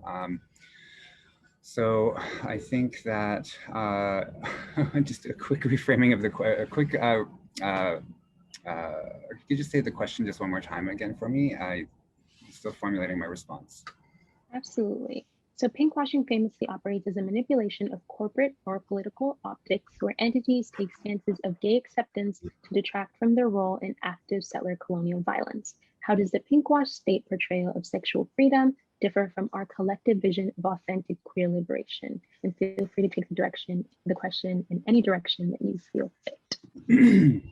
Well, automatically what came up for me was I just was thinking back to when I was giving a reading of one of my previous works at UBC, and Dr. Lee Miracle was in the audience. And so I was like having a heart attack because Lee Miracle is Lee Miracle. And so when I got to the spot where I was talking about two-spirit identity and sexualities, and I think that that's also another thing that we also have to center here, is that words like queer and gay and lesbian and all of the umbrella terms that fall into that are recently new terms. They didn't exist here before that time. And so when I was talking about hetero and homo normativity in my talk, Lee Miracle pipes up. She's all like, there was no gay and there was no straight. There was only human sexuality prior to contact. And it was just like a really defining moment in terms of, like, you know, just being able to assert that and to claim that and to unsettle some of these boxes that we continue to place each other in. And I think that those definitely operate, the English language operates as a colonial technology. So we have to be circumspect with its use and the ways in which our resistance languages gets taken up and co-opted by the state, by the institutions in which we operate. You know, like here we have Resurgence operating at Ryerson, and I have no idea, it's not recognizable to me in the ways in which Resurgence is operationalized and the ways in which I see it operationalized on the front lines. At every resistance camp that I've visited across this place called Canada, there has been a strong trans presence at each of these, or a strong two-spirit presence at each of these camps. I'm like, we're the ones that are holding it down, you know? So that it's just really wonderful to see that sort of solidarity. And so last year, when Wet'suwet'en was happening at the beginning of the year, and I was at, oh my gosh, at the provincial legislature house. What is that park? Oh my God, it's the cruising park as well. Help me out, people. Queen's Park? Thank you. Yes. How could I forget Queen's Park? It was, anyways. Oh my God. Okay, so never having been there for the other purposes in which it's used, I was there for the announcement that was coming out, and we were like 5 minutes away from 12 when everyone was supposed to be there. And my counterpart, who was also doing security with me at that time, was like, he was like, oh, no one's going to show up, rah, rah, rah. And I was all like, have faith, have hope. But what was so amazing to me, and this is right before COVID broke, that all of a sudden all of these non-Indigenous people, like hundreds of them, just started pouring out from all entry points with these brilliant signs that said reconciliation, we want a revolution, or like, no, we don't want reconciliation, we want a revolution, all these sorts of things, and just really powerful signage. And then not to be all conspiracy theorists, but I think COVID came at a really perfect time for the interest of, the 1%, the ruling elite, whatever, to shut it down, because it was a unprecedented first time that I've seen in all of my years, with all of the different functions and resistances that I've organized in Kamloops and other places, where I've seen an unprecedented show of non-Indigenous, of our settler allied accomplices showing up to support this militarized police action that was happening in Wet'suwet'en, and which has happened in Secwepemcúlecw. While I was back home last summer, the RCMP came into one of our Native American church ceremonies. Like, an officer literally walked into the teepee, and there was drones all around, and it was all just to document all of the people, because it's our prayer communities that they're the most afraid of. So I don't necessarily know that like answers the question, but it's just kind of what comes up for me when I'm thinking about how we operationalize these things. I say in my anti-oppressive class, and this it was like a total mic drop moment when I said this, but I said in my speech that I performed that when we are doing truly anti-oppressive, decolonized practice is taking up an Indigenous language by going in and speaking. Like, we don't go to other countries and when we know it's rude to expect people to speak English back to us when we haven't taken the time to get to know a little bit, at the very least, the language of the places that we're visiting. And so why should that be any different here? Wherever we wind up practicing law, or we wind up practicing our art, or we're making our films, or we're doing this, that, and the other thing, when we take away the colonial lines and boundaries of the provinces and states and territories in which we're now confined, Turtle Island reveals a rich, intricate curvature of patterns of the different nations that have existed here since time immemorial. But I think that we also need to think about then that decolonization isn't necessarily about return to what was, and that land back isn't necessarily a complete overturn, but I think it's a way of finding, I call for hybridity, and I call for symbiosis. And the only way forward is for us to get to know each other and to get to think about and to create. And I think that that's where that neurodivergence piece comes in, or people with have mental health pieces. In our communities, we didn't see people with mental health disorders. We just saw people as having different gifts. And so there's different songs, there was different ceremonies, or different medicines even that they had to help manage a flare-up, if you will, of symptoms of those sorts of things. So I think about Greta Thunberg and her rise to global fame, and that she celebrated her neurodivergence as a superpower. And I think that that's really super amazing, and that's the way forward for us to nurture those gifts in each other. Our ADHD, fuck yeah, let's do it. All of those things. Anybody that's on a spectrum of anything, we think differently and we do things backwards, and as opposed to the norms. And I think that that's what's really important, and that's why I celebrate my solidarity with queer settler, and within that umbrella term too. It was a hard one for me to accept, because again too, I also think about well, where is it within my own nation's way of understanding my space and place? And it's simply through our sky, which is our laws, and that is protect the land, protect the water, protect the people. And so I think that that's a really great foundation and standpoint if to avoid pinkwashing and to be able to really critically look at things that are coming down the pipe. How are they going to harm people? How are they intersecting with the land? How are they intersecting with the water? And is this like, are we finding confluence with the collective vision of our global consciousness as we move forward in this place? So there.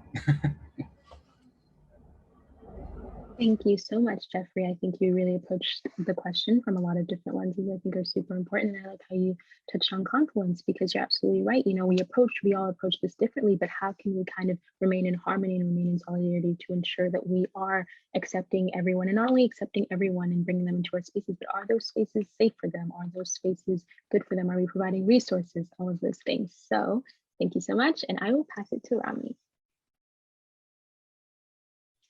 Thank you. Yeah, sorry, I feel like you both shared like really interesting perspectives that is very different from like my initial approach to the question. I was like, oh wow. So I was like trying to like write down some thoughts. So thank you for that. Okay, so in terms, I mean, we've been talking about pinkwashing now for like an hour and a half, and I feel like we're all on the same page that it's you know, colonial propaganda to like obfuscate and absolve the, you know, the war crimes of the state. And I feel like we're on the same page there. I think like what's really important to point out, which I think that other folks would agree, is just simply that you know, like a commonly used mechanism or tactic when it comes to pinkwashing is pointing to events like Pride and pointing to visibility and all these things as like the representation for like a liberated queer society, which we know is not true. And I think Jeffrey also like had a really good point about like language and like how we try to like use sort of like tokenizing language as like representation for liberation, which is not true. And so like in terms of trying to apply particularly pride and visibility and like the use of Tel Aviv Pride as a barometer for like whether or not Palestinian society is sexually liberated is like inherently neocolonial. And it's, you know, it's a standard that I would say we fundamentally reject. We don't accept that. We don't believe that, you know, the process of coming out needs to be a certain way. We don't believe that visibility is the only path toward like understanding your own gender and sexual expression.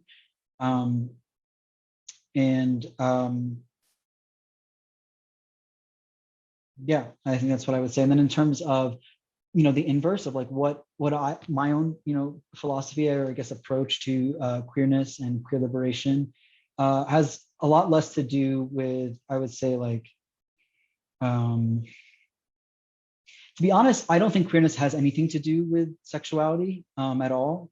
And I think sexuality or gender are like common expressions of queerness, but in fact, I would say that queerness is more to do with like actively questioning your life and choosing the way that you choose to approach your life. And choosing how you want to identify, and has nothing to do with, I mean, you know, there are plenty of gay white men who identify as queer, and I would argue like, nah, that's actually not queer to me. I think it's more of a politic and more of a practice. And in terms of like queer liberation or a liberated society, I think like fundamentally, in my opinion, has more to do with a space that allows people the space and the right to self-determine, like in whatever form. And that's why I so inherently understand my own like queerness and expression to being fundamentally tied to, you know, the liberation of my homeland and Palestinian liberation. Like these things are one and the same. Like if I want to fully express who I am, if this is like, you know, if this is my truth or what have you, like these things are fundamentally intertwined. And I guess to offer the counter to that narrative, like to just offer like more perspective in terms of like why pinkwashing in itself is so violent, is because like in order for Palestinians to actually even consider participating in, let's say, for example, Tel Aviv Pride or like any aspect really of Israeli society, like you have to actually withhold your Palestinianness. Like you cannot be queer and Palestinian at Tel Aviv Pride. Like the act of participating is like, the intention is to actually wash yourself from that identity. which from my perspective, like I see these things as inherently intertwined. So I guess that's my answer. That was a great answer. Thank you so much. I really liked how you touched on like the act of coming out and how for many cultures or racialized people, or for anyone who's approaching this, maybe not from a Western standpoint, that isn't a thing. Like I know for myself, I'm from Nigeria, coming out, like, why do you want people in your business like that anyways? But so I think it's really important that we're making sure that, you know, things don't look the same way. You know, our vision of authentic queer liberation and sexual freedom will not look like what settler colonial states will not look like what corporations have, and how are we making sure that we're always staying true to that? So I appreciate all of you for answering this question. And we are now moving to our last moderated Q&A question, much to my dismay, because I'm really enjoying hearing you folks speak. But the last question is, what do you do in your work or life, or what can folks listening do in their work and their life to ensure that we are always aligned with authentic queer liberation? I know folks kind of touched on it, but this is your chance. Go in, give us all the tips, and I will start with Jeffrey. I'm not ready. I think that what we can do to authentically engage with Indigenous queer, two-spirits,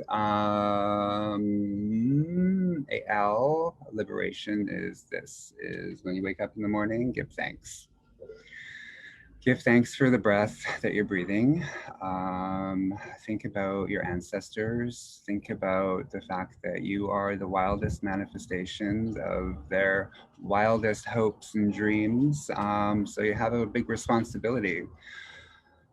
I think that to step into the work is to do this, is to really critically reflect, always engage in a process of critical self-reflection. And that means that, you know, one of my biggest, I think I shared this the other day with you guys, but I think about my journey so far, and it was a really huge piece for me last year when I had the epiphany and realized that everything that I've accomplished, all of my accolades, and so forth and so on,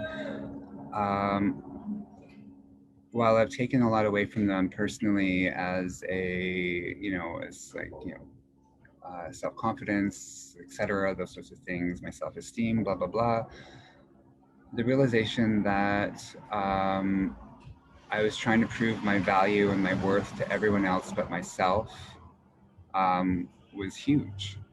So is what you're doing in line with that?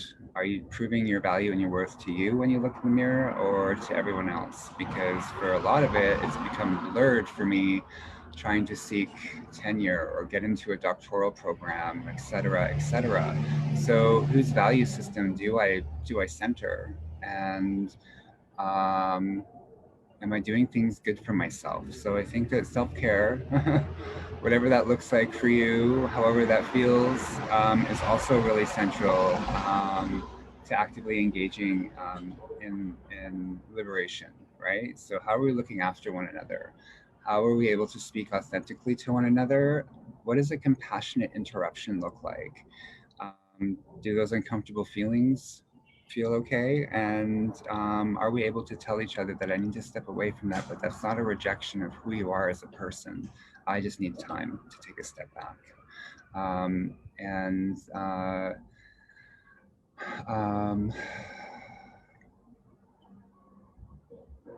Yeah, and then I think it's also just really important, as I said, that we're the wildest dreams and hopes and manifest in our bodies of our ancestors. My cousin leaned over to me one day, and one ceremony, and I was really having a hard time because it was really hot inside the teepee and the fire, and so I'm gonna lay down for a second, and all of a sudden outside of the teepee, I heard footsteps come walking up, and there was no one else outside. And so I sat up. I wasn't like spooked. I know that I'm in a safe place, right? But my cousin at that direct moment leans over and she goes, "You have so many rainbow ancestor spirits walking behind you at this time." And so, you know, part of regarding your responsibilities to them is being responsible for yourself and knowing when to ask for help. Don't ever forget to ask for help. That's so important because I have the hardest time doing that, and to allow people, even if they're younger than you, to look after you, because sometimes that's just the people that we put in front of you. And just to close off this piece, I think, like, just to verify the whole ancestor piece for me and for us to think about that, I just really want us to think about and to honor where we come from, the lands and the waters that we come from. I was at the beach in Victoria and I met a clairvoyant named Victoria, and she, when I was walking past her, she goes, she's like, I was just about to like take my last step past as I said goodbye, like see you later, and she goes, your grandmothers want me to tell you something, but I can't understand them. And I just simply replied, well, that's because they're speaking Secwepemc to you. And she's like, oh, that makes sense. And she's like, I don't understand the English or the Indigenous language. And I was like, yeah. And so my new friend that I was with that brought me to this beach, you know, all of a sudden they both started crying because he was triggered by her, she was triggered by me, and she was just like, I've never seen anyone like you. That you're so completely surrounded by your ancestors, and it goes as far up into the sky that I've ever seen. I've never seen that before. And so I was like, yeah, I know, but at the same time, I'm all like, oh my God, are they here to get me? Are they here to take me home? So to close on that, I just want to say that we also have to center and remember that we're all just, at the end of the day, we're all one, and that we're all just walking each other home. One of my elders and good friends of mine, Joanne Brown, who really helped me out at the beginning of my academic career, and right after my brother had passed, I came in and I said, I don't think I can get through this class. And she called up one of my elders, Estella, who's also since passed away, and called her up for me. And Estella came to my class, held the class for me because we had to talk about suicide. And that's, as I said, how my brother had passed away. And she even came to my next class, you know, and so that's just it too. That'll be my last thing. Find an elder. If you don't have an elder that you are in regular commune with, that you're talking to, that's part of it too. Because I said earlier, I'm an elder in training. We haven't had two-spirit elders growing up that are centered and have been doing the resurgence work. I luckily had my uncle. But in terms of like also the traditional stuff, we just need to look to our elders, and particularly in the queer community too. Like I found myself, and I'm gonna like overshare here, but I wasn't necessarily interested in the sexual component, but I was using like Grindr at one point because I was actively seeking out elder, you know, men to just hang out with and to learn from them. You know, they have lived incredible lives, and so a lot of these moments where, yeah, there might have been some negotiation about sexuality, is most in part were just these really intimate sharings of care, you know. And so I think that we also need to find out and seek out these places of normalizing those relationships within our communities. And I'm totally going on a tangent, and I'm done. Thank you.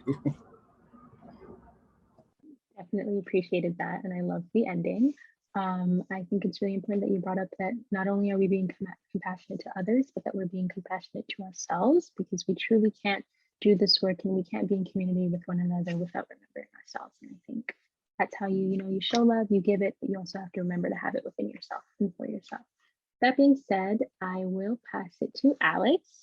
Okay, big question. I don't know. I mean, I won't pretend to have an answer to this. I think what Jeffrey shared was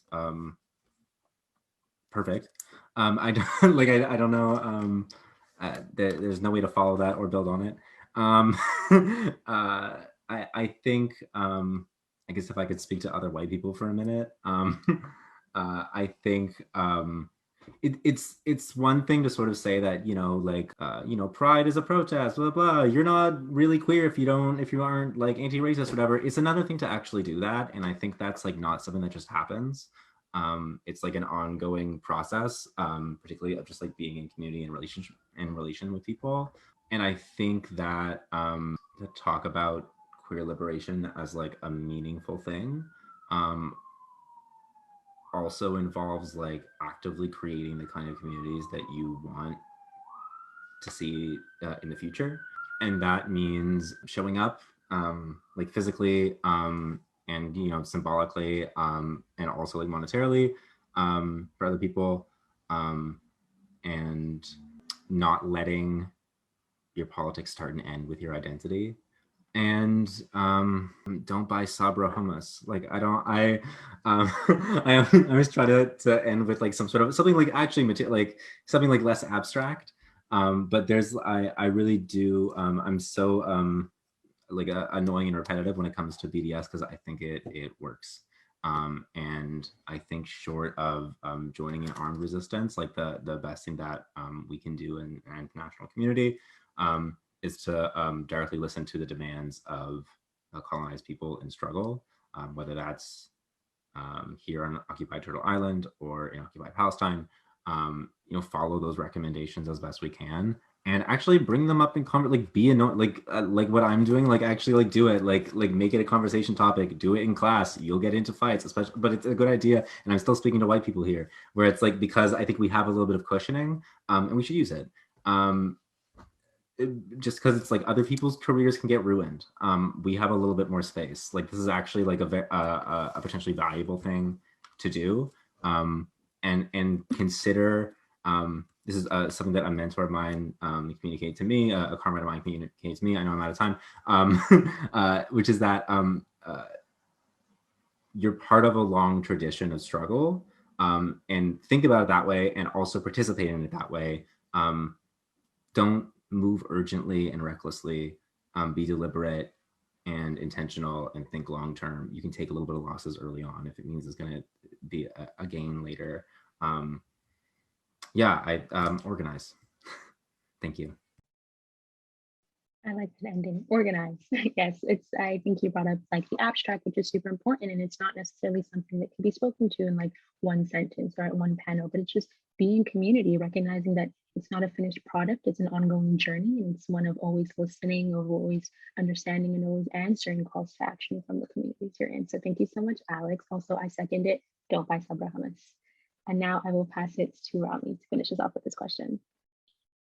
Thank you. Thank you both for your responses. So I'm going to repeat back the question to make sure I got it instead of asking you to repeat yourself. But what do I do in my work in my life to ensure I'm always aligned with authentic queer liberation, I think is the question. Okay. I think a couple things like that just stick out to me. Number one, like I'm a little allergic to the term authentic. I feel like authenticity, it can be like, what do I want to communicate? I think that like there's probably more than one way to do things, and I'll share some things that I try to focus on, but I'm sure that, I mean, like we just heard, like there are so many great things that folks shared that I think are really helpful to consider. And then also the other thing is to ensure that I'm always aligned with queer liberation. I think like the first thing I would say is that I'm not always aligned. I think that like, I think accepting that you're not always going to be aligned and that you're always going to be trying to be aligned is really important. So like accepting that I accept that I have been wrong in the past and I'll be wrong in the future. And like, I'm going to continue to try to not be wrong. I think like that is like fundamentally a critical point. I think that learning from other people, learning from other movements is really critical. So looking to other people who are organizing their own communities and understanding like where is their common shared practice and struggle, and understanding like how they've overcome similar issues is really, really critical. I think what Jeffrey said earlier, Google it, is a good one. So like always looking to learn more, again, accepting that you have been wrong and you will be wrong, and you need to continue to push yourself to learn, I think is really critical.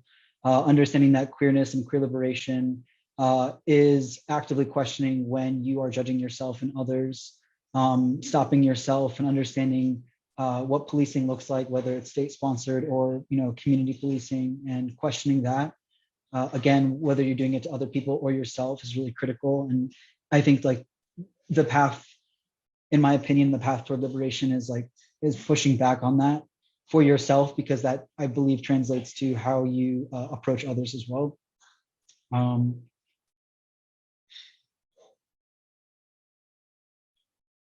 Organize, demilitarize, defund, fucking do all the good shit, and also think about it.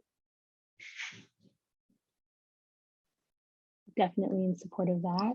I really, really like how you brought up that it is a constant journey. We know we've all been wrong in the past, we'll continue to be wrong, and it's in the growing and in the learning and in the being in community, doing the work, reading, as Alex mentioned earlier, that's how we grow and that's how we move.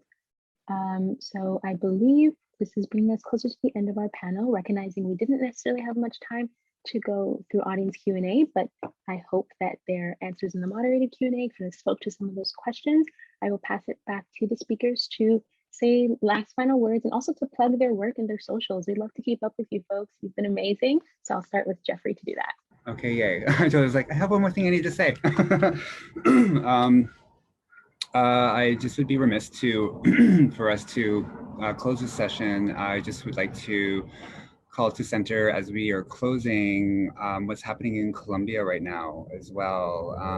My really dear brother friend, Pablo, you know, who's features art is going to be featured in curating this year's Queer Arts Festival here in Vancouver. And we open on July 24th for our opening. And what's really exciting is because of COVID, actually every single country in the world accessed it last year, save for Antarctica is the only continent that didn't.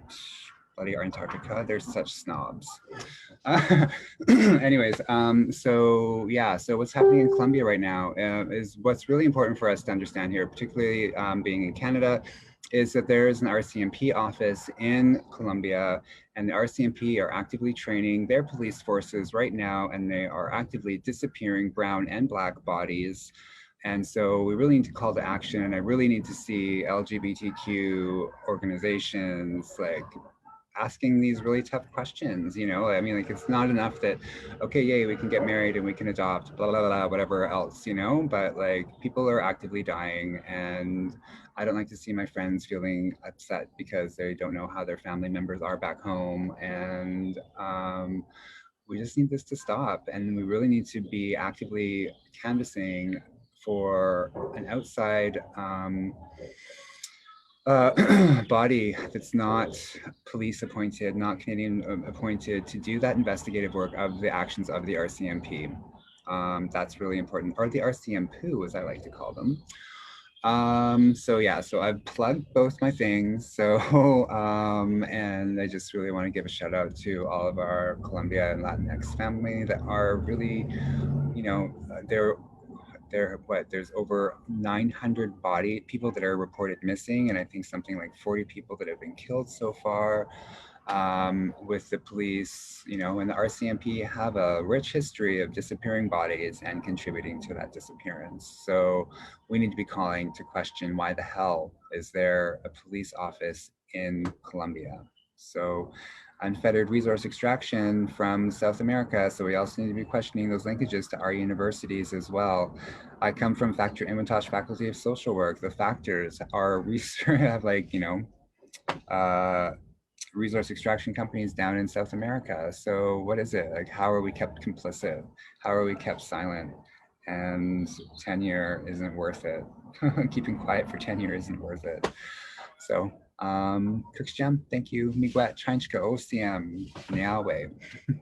Thank you so much, Jeffrey, for bringing that up. Like you mentioned, it's important for us to analyze the relationships between settler colonial states and how they uplift one another, and in turn, how we organize.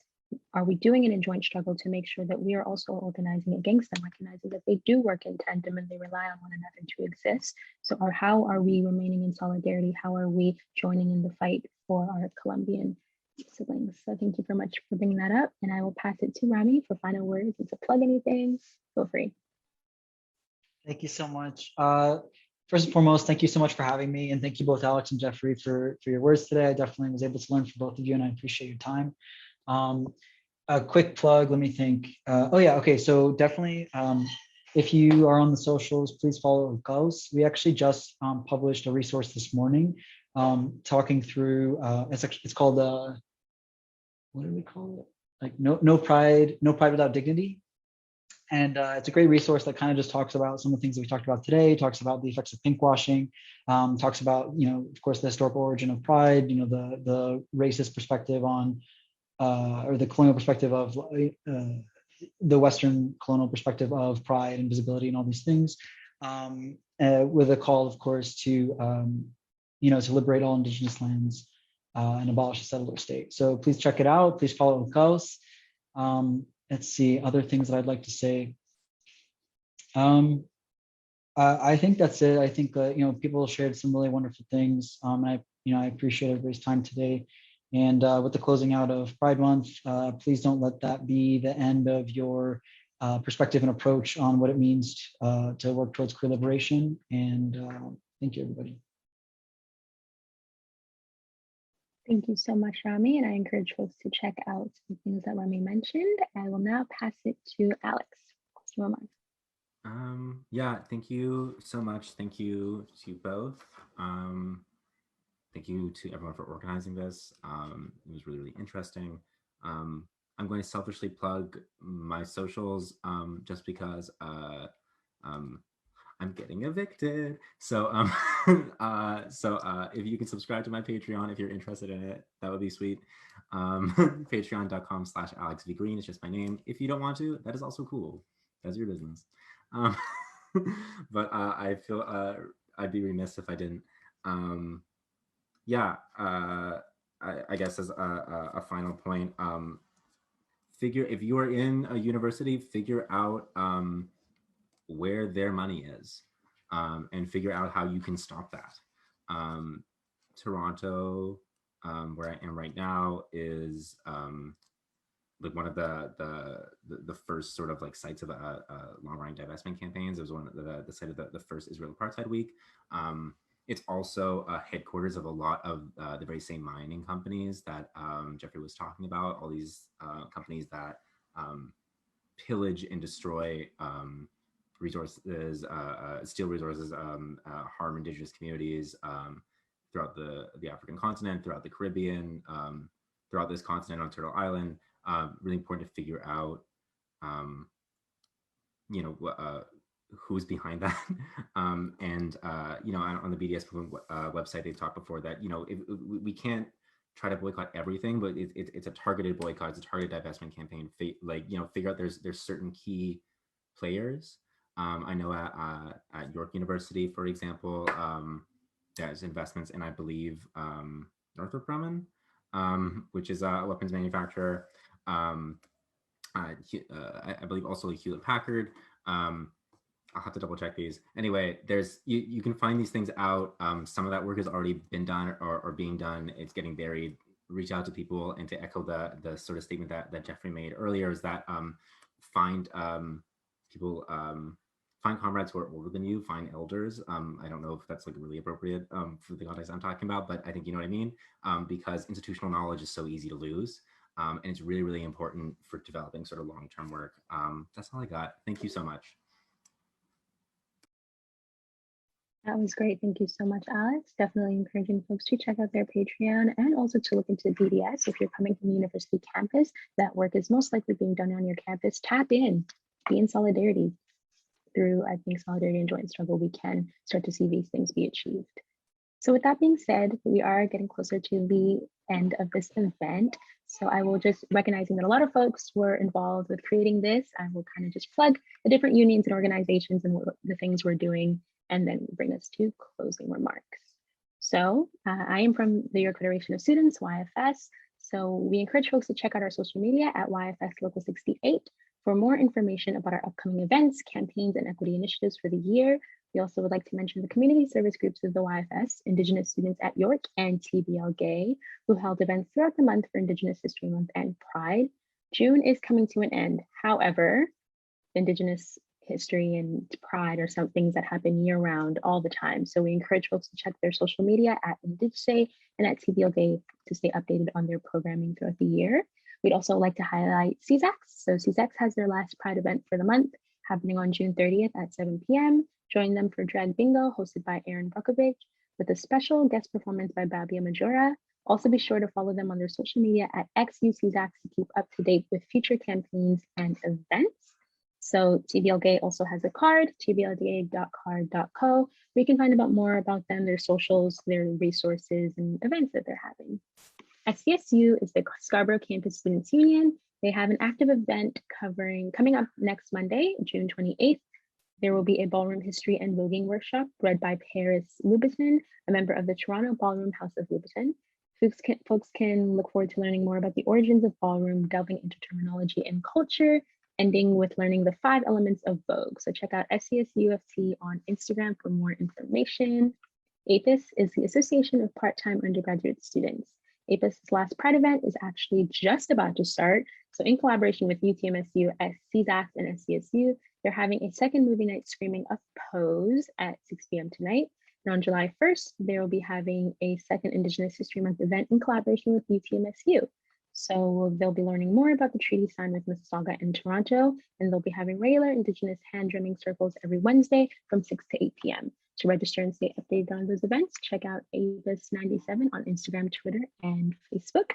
And last but not least, the CFS Ontario office, so the Canadian Federation of Students Ontario office.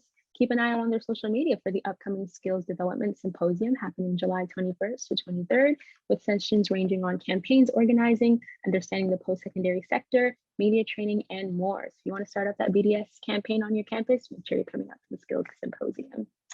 With that being said, I recognize that was a lot. So that being said, this does officially bring us to the end of this event. Just wanted to personally thank all of our speakers, Rami, Jeffrey, and Alex. You all brought such different perspectives, but crucial perspectives to this work. And I truly think, I know you made me think, and I'm hoping that's the same for the participants in the webinar, everyone who came out today. I would like to thank all of the organizations that I just mentioned. It truly took a village to bring this together, but I'm so glad we did it. And I'm so glad for you folks bringing your time and your knowledge to this panel. As you see more and more corporations in settler colonial states weaponizing queer movements through pinkwashing, these discussions continue to be more and more necessary. Thank you to everyone who attended and participated during the panel. It is only through solidarity and joint struggle, which we've highlighted, our wonderful speakers kept reiterating that that's how our communities can continue to be in resistance against oppression. We truly, truly must stick together. And I think so many different ways to do that were highlighted. With that being said, I would really like to reiterate what our speakers were saying surrounding making sure that we are answering calls to action from Indigenous communities, whether that be here on so-called Canada, Turtle Island, in Palestine, in Colombia, in South Africa. As for those of us who are settlers, are we really, really remaining in solidarity and joint struggle, recognizing that colonialism affects all of us, imperialism affects all of us, pinkwashing and capitalism affects all of our communities, though it may look different for every single one of us. These are all things that intersect with our various identities. And it's very, very, very, very important that we are, remaining not only in solidarity, but truly listening and understanding and answering the calls from Indigenous communities in the ways that they need support. And I think I would just like to mention what Jeffrey said about remaining, in relationship to the land. And that was a question posed, and I encourage folks to reflect on it. I know I will. How are we waking up every day and remaining in relation to the land and to the caretakers of this land, and making sure that we understand that Indigenous communities are still being affected by settler colonialism and genocide, recognizing that so-called Canada Day is coming up. There has been historical and continuous calls to action asking folks not to celebrate so-called Canada Day. There is nothing to celebrate about the settler colonial state. All it does is further harmful narratives and propaganda from the state to ignore Indigenous history and to kind of obscure the harm that Indigenous communities are facing. So that being said, I encourage folks to stay updated, do the Googling, as you've learned, do the Googling, do the reading, make sure that our work is extending past the month of June. This brings us to an end. I'm really, really excited. I hope folks have a wonderful, wonderful night. And thank you to all of our speakers and attendees.